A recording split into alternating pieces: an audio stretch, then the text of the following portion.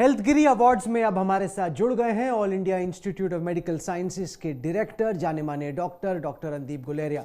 Doctor Guleria, स्वागत है आपका। आज तक पर सफाईगिरी अब हेल्थगिरी बन गई है और सबसे बड़ा सवाल देश भर में लोगों के जहन में इस वक्त यही है कि ये कोरोना वायरस की समस्या से जो हम लोग निपट रहे हैं, इससे निजात आखिरकार हमें कब मिलेगी, कब खत्म होगा ये नाइटमेयर हमारा। तो ये सवाल सबके मन में है और मेरा ये मानना है कि इसके दो पार्ट्स हैं। एक पार्ट ये है कि कब ऐसा सिचुएशन होगी कि हम ज़्यादा से ज़्यादा बैक टू नॉर्मल आ पाएंगे, जो हम पहले काम करते थे वो कर पाएंगे बिना डर के, बिना इस फिक्र के कि किसी को सीवियर इन्फेक्शन हो सकती है या हॉस्पिटल में जाना पड़ सकता है। और दूसरा, कब ऐसी सिचुएशन आएगी कि ये पैंडेमिक बिल्कुल ख़त्म हो जाएगा और हम ये कह पाएंगे कि अब कोविड हमारे बीच नहीं है।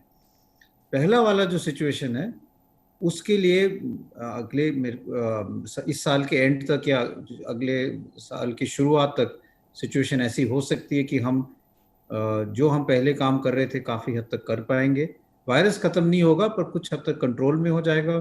वैक्सीन आनी चाहिए तो वैक्सीन से भी कुछ हद तक कंट्रोल आ जाएगा, लेकिन पूरी तरह से इससे राहत पाने में तो टाइम लगेगा, 1-1.5 साल और लग सकता है। अलग अलग रिपोर्ट्स दुनिया भर से आ रही हैं वैक्सीन प्रोजेक्ट को लेकर। हम आपसे जानना चाहते हैं कि आज की तारीख में अगर आपसे पूछा जाए कि हिंदुस्तान में वैक्सीन कब से, किस हफ्ते से या किस महीने से बंटनी शुरू हो जाएगी, तो आपको क्या लग रहा है? नवंबर, दिसंबर, जनवरी, अगला साल? कब आपको लगता है कि हिंदुस्तान में लोगों को वैक्सीन मिलनी शुरू हो जाएगी? ये सवाल भी मुश्किल है। ये कहना, ये देखना पड़ेगा कि अगर सारी ट्रायल्स ठीक होती हैं, जो वैक्सीन ट्रायल हो रही हैं फेज़ 2 या फेज़ 3 की भारत में जो चली हुई हैं, उसमें हमें 2-3 रिजल्ट्स अच्छे आए कि वैक्सीन सेफ़ है। अभी तक जो भी रिजल्ट आए हैं उसमें यही आया है कि वैक्सीन बिल्कुल सेफ़ है। फॉलोअप में भी यही आया कि वैक्सीन सेफ़ है, उससे किसी को कोई ज़्यादा साइड इफ़ेक्ट नहीं है। और दूसरा ये कि वैक्सीन इफ़ेक्टिव है, कि वैक्सीन लगाने से प्रोटेक्शन मिलता है। एक तो ये हुआ कि वैक्सीन लगाने से आपके शरीर में एंटीबॉडीज़ बनते हैं, लेकिन वो एंटीबॉडीज़ फिर जाके आपको सफिशिएंट प्रोटेक्शन देते हैं जब आपका एक्सपोजर हो किसी व्यक्ति के से या इन्फेक्शन से, और आपको इन्फेक्शन ना हो या बहुत कम मात्रा में हो।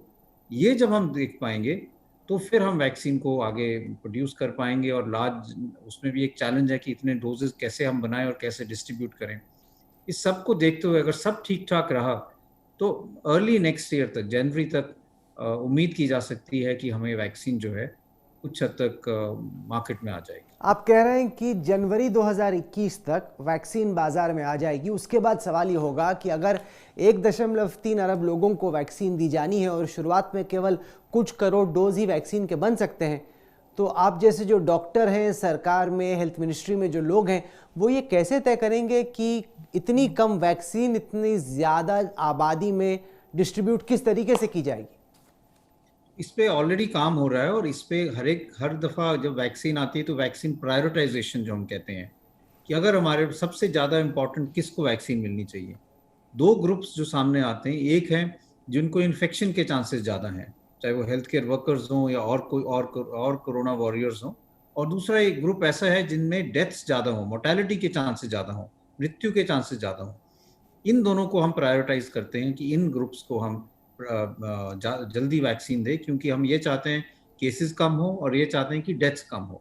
तो अगर हम एक प्रायोरिटी लिस्ट बनाएं और उसकी एक लिस्ट बना के देखें कि जैसे जैसे डोजेज आएंगे हम उसी हिसाब से लिस्ट के नीचे चलते रहें, तो हम ये वैक्सीन जो है ये इक्विटेबली सब लोगों को डिस्ट्रीब्यूट कर पाएंगे बेस्ड ऑन द प्रायोरिटी।